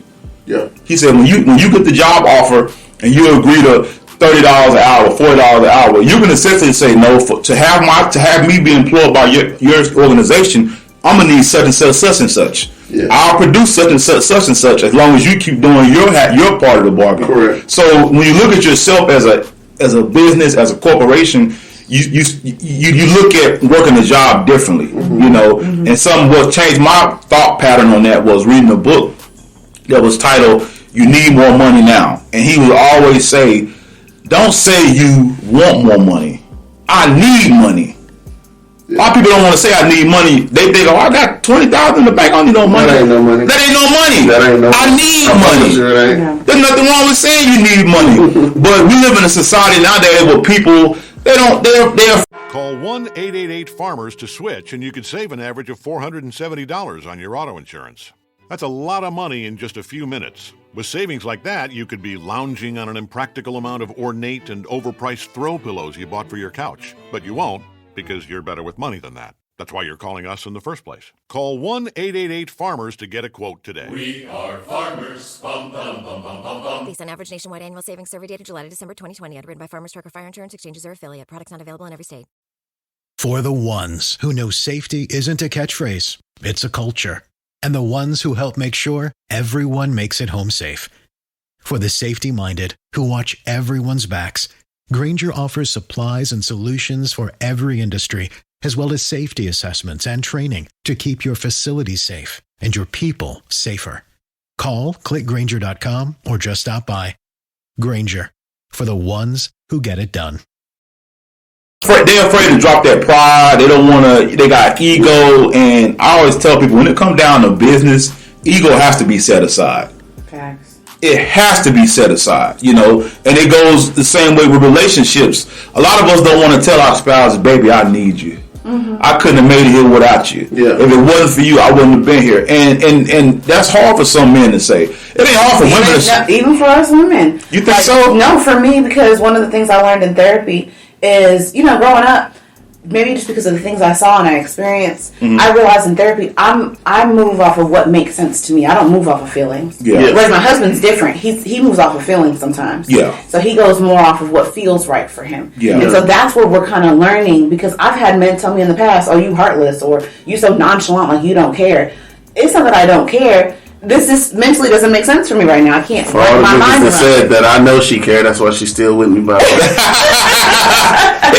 for you, it gotta make sense. Right, it has to make sense. But so now, you know, that I'm in a place where I feel like I've shared and shed some things through myself, like this false identity and this false ego of who I thought I was and who I was pretending to be. Yeah. So now I'm in a place where I can tell my husband, yes, I do need you. Yeah. Because, you know, it took me. I'm 32 now. Yeah. You know how many failed relationships I had to go through? This isn't the first relationship where I had to go through domestic violence or anything else like that. So, but now this is the only relationship that's truly beneficial to me. We got too many kids invested in this. Yeah. Even without the kids, I just think we reached a point. You know, before we were married, we lived in Florida. We lived in Iowa, and it was, you know, it was more about just staying together for the sake of what people may say or the how people may feel, to where now we're choosing to be together, faults and all, because we want to be together. Ain't nobody, you ain't going nowhere, and ain't nobody taking you from me, vice versa. That's right. Best believe that. Because there's times now, because there was a time in the past where I would maybe, you know, definitely feel insecure, and it had less to do with what he was doing and more to do with I didn't know who I was, and I was finding my worth through a man. And instead of just finding my worth and just knowing who I am. That's right. So now, regardless of who's hitting up his phone, he's had celebrities in his DMs. Yeah. You know? So it don't matter who's hitting up his phone. I can confidently say, please, if I ever found the woman who was capable of handling what I can handle when it comes to, I will tip my hat off to you. I will gracefully bow out if you can do what I can do. I'm gonna tell you one that me and my wife was at the dealership. And this lady, gorgeous, she was like Indian or something, beautiful woman. And she did something, and I just basically checked her ass immediately. Yeah. And next thing I know, I said, hey, baby, me and the boys gonna go outside and sit in the truck while you try to figure out this vehicle situation. And my wife texted me, she's like, your girlfriend on the way. I'm like, girlfriend? And this woman was serving me over my we was laughing about it, but it just showed. Most women, if they desire you as a man, they don't give a damn if your wife's sitting. That's his new school. They don't give a damn if your wife's sitting right there. And for whatever reason, my aura attracted her to me. She didn't care of my wife. She didn't give a damn. And somehow I always tell my wife, do you know how much energy it takes to cheat? It takes a lot of energy. For every man that don't want to be honest. That's why, listen, I'm not saying every man that's out there, I am speaking to you. Your wife might not handle it like my wife, the openness and transparency, and maybe your wife might not agree with threesomes, but the best thing is honesty. Period. Because you can't get nowhere trying to connive and be slick and all that energy that it takes. You know how much less energy it would be if you guys were able to talk about it and come to some sort of conclusion. It would be very unfortunate if that conclusion was a divorce. But at least that person would be free to decide on their own versus you manipulating them into to like, man, you didn't see that text. Right. I'm supposed to believe you over my eyeball? Like, nigga, I see the text. They know what my eyes are looking at. Baby, I don't know what you're talking about. Making her feel crazy. Yeah. And now, you know what I'm saying, where you could have just, it might lead to divorce. But a lot of men would be surprised because, like, as you, I believe that a lot of women like women. I believe that. I believe it. Let me speak to the ladies then, because for a lot of us, tell them some truth. Yeah, because I think for a lot of us, we get a false sense of security when we feel like we are controlling the situation. Yeah. If I can tell you who you're going, don't hang out with this person or delete this person off your social media or share with me your location. I have this false sense of security when at the end of the day, I'd rather just have a man who feels comfortable being honest with me. Because my big brother said, it don't take long to do nothing. It don't. I can be at the gas station, pull behind the gas station, park your car, do what you got to do. Macaroni sounds, and then keep going. Yeah. So, it's like she said, it's a false sense, and I think it strengthened us because you take away everything else and you deal with the actual, like you said, the human being, the problem that they're going through, and like, hey man, I just, honestly, like you said, he could have said, I just like women. Yeah, all types, all different varieties, Yeah. And that's one of the things too, I think, because it used to be just a constant argument, to where it was like, now there's no peace at home. Now he's out, so I already know what he's doing when he's out. And as opposed to now that it's like, I didn't give him a free pass, right? We have honesty. Yeah. It's one of whatever. So it's one of those things though where we have the honesty now. And I've never seen this man home more in my life. Because now he ain't got to hide. Right. So now it's like he's not out coming in, tomorrow, for example, or whatever. It's like now he's genuinely home, and, that's what we're working on. We're working on each other. And we still have our things that we're still dealing with. Yeah. It's not going to change the love I have for him. So talk about this right quick for, talk about one, maybe the women that may try to come to you that I flirted with in the past while we've been married or in a relationship. But then, two, talk about maybe, just to expound on it for women, because my wife bought a book recently, and what was the book name? Good God. Gay Girl, Good God. Yes. You know what I'm saying? And then maybe talk about what we as fellas talk about is we believe most women like women. Kind of like, in no particular order, kind of reach on that before we get to the end of the podcast. Because I believe we're telling men to go be honest to their wife that they're talking to multiple women. Because, hey, by the way, I told her everything, so y'all ain't got to go to her inbox. We do have each other's phone, Right. But maybe talk about that, because we're asking the fellas to be honest, but it does no good. Remember, I used to tell you, it does no good if I'm changing and I don't feel a reward for the change. That's right. I would say I wish I had the opportunity to decide if I liked women just because like that situation didn't happen, So for me, my situation's a little bit different. The way I see it is sometimes women who claim they do like women are very boisterous about it. When I have the opportunity to talk to them one-on-one, a lot of them like what they see in that woman. Not so much being attracted to her, but she has... They will go down for the calls? They'll go down for the calls. Okay, but she has something about her that I really like and that I really connect to. Yeah.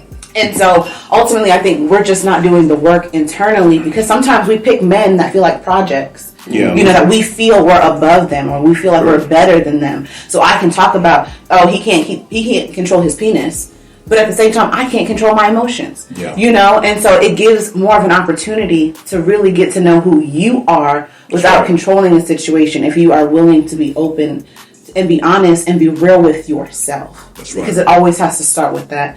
So definitely would encourage people to just be real with you. Yeah. So I don't know that every woman is attracted to other women. Mm-hmm. I do believe that is a vast majority.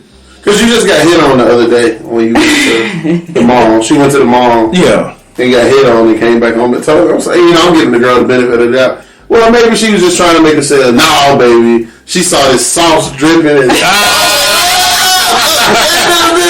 I think, like I said, I just so believe that because women, for some reason, don't mind connecting with other women, and I always, always felt like that. And you be seeing the slick, comment, and I'm like the gently ride. Because some girls do it because it's going to get them attention. Not every girl is doing it because no. But man, I done seen some situations even with my wife, even when we didn't have this honesty, and women would do that. Girl, but they kind of held. I'm like, hey, baby, you holding my girl a little too tight. I don't mind it, But you know what I'm saying? But I just expressing that. I think, I just wanted you to touch on that because women need to be serious. Like if you've been with a woman before, you've been dealing with this, or you are undercover, maybe bisexual. I wouldn't say lesbian because then maybe you wouldn't be able to do. Mm-hmm. But bisexual, and you see a man going through this, and he having less problems, womanizer problems, right? But yet inside, you saying if this nigga break my heart one more time, I'm just gonna go to a woman. Right? You really wanted to go to a woman in the first place, right? Because there used to be times when it was like that. Like I couldn't bring myself to go really seek the attention of a man per se. But he out here being a hoe, and it's like, okay, and now I'm on dating websites looking at women, or looking at porn sites looking at women, and so, but I definitely think it's one of those things where if a woman can be honest with herself and say that this is something that I want to explore, correct. And you're in a situation with somebody who's already kind of exploring himself, like you might as well leave it open. I think it would do good to find out the truth. Yeah. You know what I'm saying? Because when you have something to compare and contrast, you kind of see where you fall. Mm-hmm. And if this man got both of y'all in the bedroom, comparing contrast going to do it all. Either his heart is going to, even if the other woman is better, his heart is going to restrain him in some type of way. That's right. You get what I'm saying? Like, to make the decision at the end of the day that, no, I'm going to still cater to my woman. Because I've definitely seen that, So it's kind of crazy going on one hand saying, oh, he can't control his penis, but then literally being in situations where you gave me the woman that I wanted. Right. It's literally seeing that in that moment, like there was something, I had to go to the bathroom for something, and I was letting him know, I'm perfectly okay with things continuing while I'm not in here. He was like, no, that's okay. We can wait, That's some respect. So, or in another scenario, because we've had several, so the media can get off their seat. Where the girl was like, she really didn't get hers, and that's unfortunate. She didn't get hers, and she's, my wife had asked her, you good? I really didn't get mine. But she knew what she was there for. She was there to please us. Period. Period. And so, she was like, well, if you want to go back and take care of that, then, do your thing. I'm good. We're going to bed. Yeah. You know what I'm saying? Like, and so my heart is going to override, believe it or not, my penis. Mm-hmm. And whatever thoughts may be arising, because thank you for the opportunity. Yeah. And I think that's another part of it when you and your partner get to that stage, is being grateful for the opportunity to be you. Be you, that's right. You know what I'm saying? To be you. Thank you for this opportunity to let me express myself in this way. Yeah. Because it was a struggle. It was a struggle for you. You know what I'm saying? And now we can be open, and you can tell me how you feel, I'll tell you how I feel, and we can do this together instead of you not being apart. Yeah. And to answer that question about any woman who wanted to come have a woman-to-woman conversation. She knew that nigga was shit now. No, it's even bigger than that. I've literally expressed in this that I have anger issues, right? Like, I've literally said that. So if you're coming with the intention to try to anger me, now you're just trying to be a bully, and I'm not trying to go there with you. That's right. So that's why I've had women come to me, right? And I know my husband. I know his type. I know how he is. Yeah. Like, one woman tried to come to me and was like, oh, yeah, your husband said whatever. And in my mind, I'm like, she's beefing with your nigga. It had nothing to do with you, baby girl. You know? Right. So it was just literally like, okay, thanks for letting me know. Have a good day. That's right. And that's just what you're going to get from me. You're not entertaining that. Correct. That's right. Because what's going to happen from it? You know? I'm working on my own issues, my own situations that I've got going on. Baby girl, maybe you should go figure out why you're chasing a man who is literally making it known he's not leaving me. Why don't you go find out why you're doing that and work on that? I'm going to tell you what I found out, and me and my friend was talking about this. Some people don't understand that life is not always about drama. Correct. I can still like this, and my household can still be peaceful. And like some people can't accept the fact that his wife's okay with this. Ain't no drama involved. No, ain't no. We're gonna watch the Super Bowl tonight. If she tell me to go get her a cup of tea, a cup of water, I'm gonna go get it. She tell me to rub her feet, I'm gonna do it. Yeah. And she might be holding my phone while you text, so quit playing with us. That's right. And you might get cursed out thinking it's me, but it's her, and I don't even respond back to you because you playing with me. And some people can't handle that. Yeah. They don't understand. You know, there's people I've dealt with in my family that It's like when things are going too good, they gotta find some kind of way to fuck. Now watch this. Yeah, that is a generational curse. Real talk. If there has never been a generational curse, that's one. Being toxic, being of course poverty could be a generational curse. But I was telling my nephew the other day. I said a lot of the people I know, they may deal with poverty. I just had to deal with a generational curse of dysfunction. But now that we're working our way out of dysfunction and being honest with ourselves, because that's how it all starts. You know, people be like, well, why did you guys now decide to open it up? Why are you guys doing this now? Because in order for me to get to the next level, I got to deal with this. You got to deal with it. I got to deal with this. And, you know, right, the 14-year-old you might have had different dreams of what you were supposed to be, same as me. So the me at 32 might not be me at 42. I hope not. Two different me's. Yeah. And so I'm working through this by telling the truth and being honest. So when I move on from this phase, because that's what I believe it is. I believe that this is just a phase. You know what I'm saying? So when I move on from this phase, then I'm going to progress into something else. And I can actually say, and what you say, I can help somebody else out that's in this phase. If you this is what you're gonna live by and do, this is how you need to handle yourself. That's right. If you're gonna want multiple wives, what you got to offer? All right, can you, even if financially, because maybe you're doing it so y'all all can financially be together and the sexual aspect of it, but are you adding stability in some other way? That's right. What do you do when they get upset? How do you deal with that? Yeah, and if you got an anger issue or a domestic violence issue where you got to put your hand on it, well, now it's two women. Right. So what are you going to do? Like, these are things that got to be talked about, and that can definitely, whenever you want to come back for, we can come back for a domestic violence. Definitely want to talk about that because I want to help people as I help myself and as my wife helps herself, and if we help other people, about keeping your hands to yourself when you're in a relationship and what that takes and the help that you need to do that, because a lot of that stems from how you were raised, seeing your mother abused, you know, like the Chris Brown situation, he saw his mother abused. And a lot of kids, right, they become domestic violence. Happens a lot in their life because they've seen it happen, and it messes up so many opportunities. You know, being in the military, what domestic violence the opportunities there can mess up, and you see it in football. That's right. They're getting rid of people. And they don't hear about that. I hope they convict the white boy. Yeah. That put his hands and made that woman bow down to him, and because she didn't want to bow down, he beat the shit out of her. Yeah. I hope they convict his ass. Just being said, got to protect black queens at all costs, just like they protect black kings at all costs.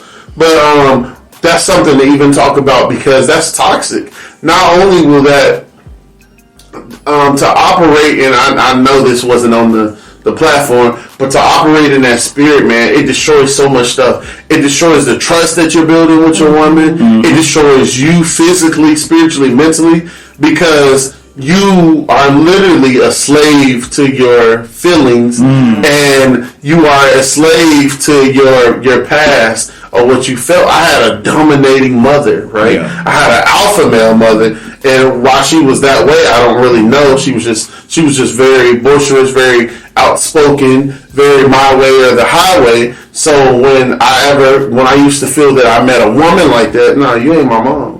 You ain't gonna put me through this again. See, it's a trauma. So, you know, that's something else to be spoken of, but definitely want to tell people to get help with that situation, old school versus new school marriages. I don't think that domestic violence has a place in traditional marriages or new school marriages. That's right. And especially if you claim to be new school marriage, you're more about the freedom, not controlling somebody with your hand or the threat.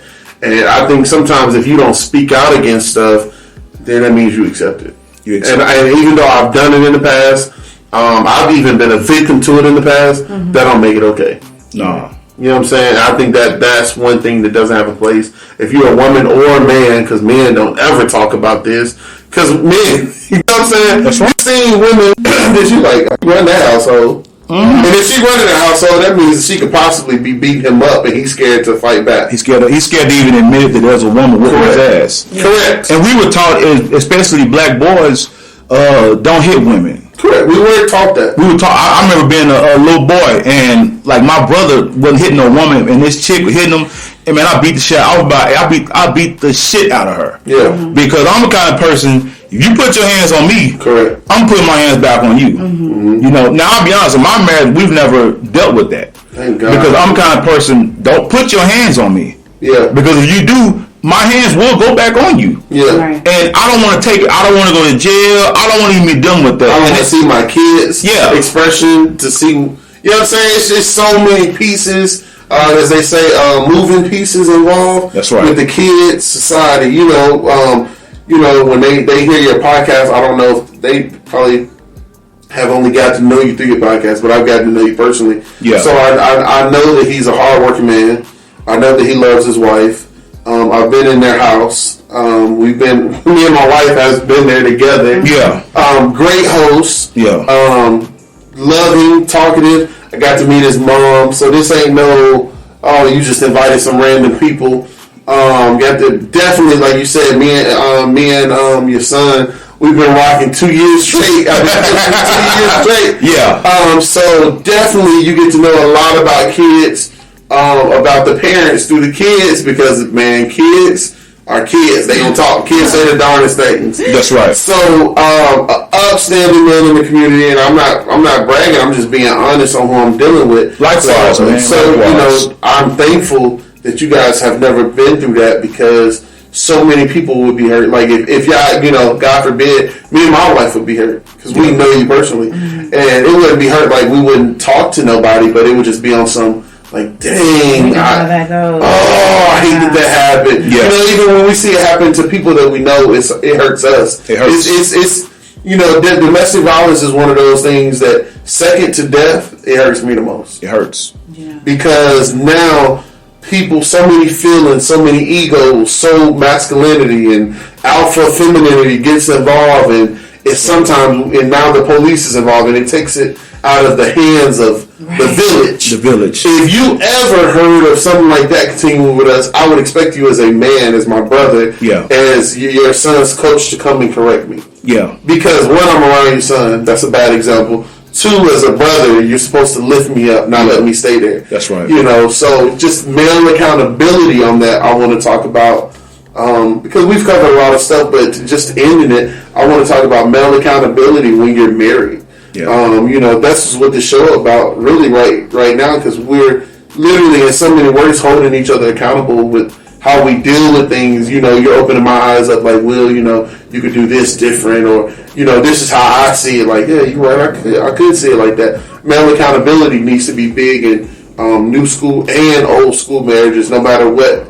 If you in church heavy, right? Yeah. If you in church heavy, or you maybe I don't go to church, man. I'm just spiritual. You know, I got my own connection with God. And likewise, man, there needs to be male accountability. I'm here to tell you, I'm male accountability. I'm not perfect. You know, I done told you some shit. You be like, what? And I'm like I said, I'm working on me every day, because even through therapy, eventually the sessions are they're gonna end. Yeah. But the thing about it, we gotta always know that we are a work in progress. Every day we gotta fight that demon. We gotta fight that demon. Whatever that is. And even with the therapist comment, right? Mm-hmm. So even though, yes, you know, like for me, I see my therapist once a week. Yeah, now it's every 2 weeks. Every 2 weeks now, yeah. And so eventually that might not be something that's every 2 weeks. Might be every 3 months. Right. I do believe it's something that we should always have a trusted third party. That's right. Who's not going to be on anybody's side, but just really about the betterment of you. Because like you said, we always have something to work on. Yeah, yeah.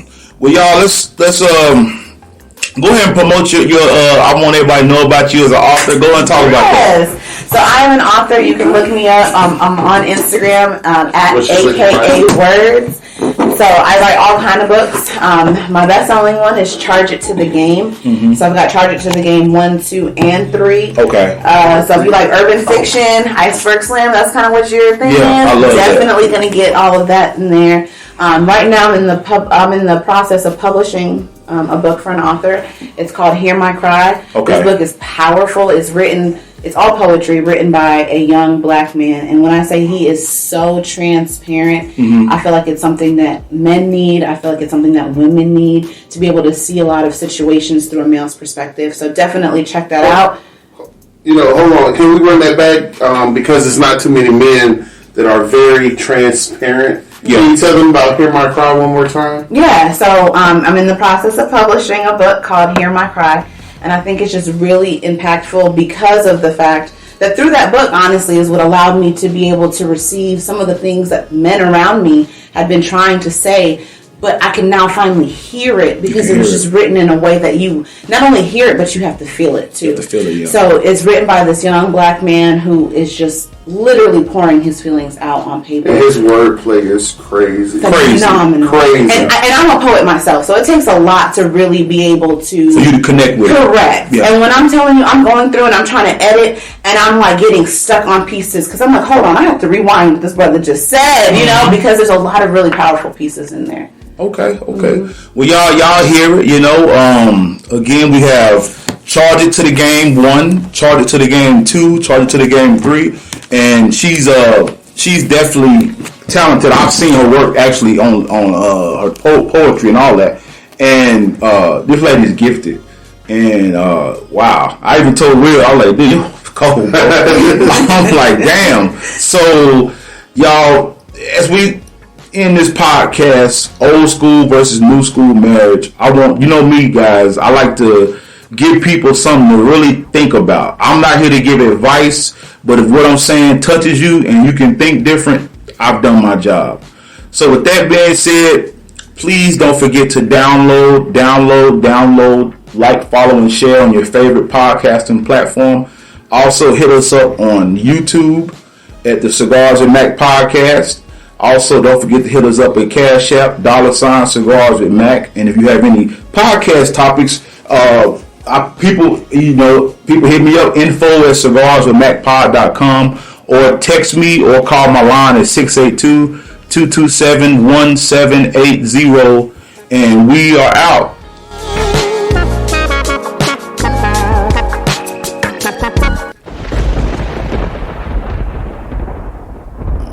Call 1-888-FARMERS to switch, and you could save an average of $470 on your auto insurance. That's a lot of money in just a few minutes. With savings like that, you could be lounging on an impractical amount of ornate and overpriced throw pillows you bought for your couch. But you won't, because you're better with money than that. That's why you're calling us in the first place. Call 1-888-FARMERS to get a quote today. We are farmers. Bum, bum, bum, bum, bum, bum. Based on average nationwide annual savings survey data July to December 2020. Underwritten by Farmers Trucker Fire Insurance Exchanges or affiliate. Products not available in every state. Clorox knows you want your clothes smelling fresh and clean. But so what happens? That's why we created Clorox fabric sanitizers to freshen up your clothes between washes, pre-treat extra stinky laundry, and make sure every last odor comes out in the wash. Clorox fabric sanitizers take care of all that and eliminate 99% of odor-causing bacteria. Plus, they're bleach-free and safe for all colors and fabrics. When it counts, trust Clorox.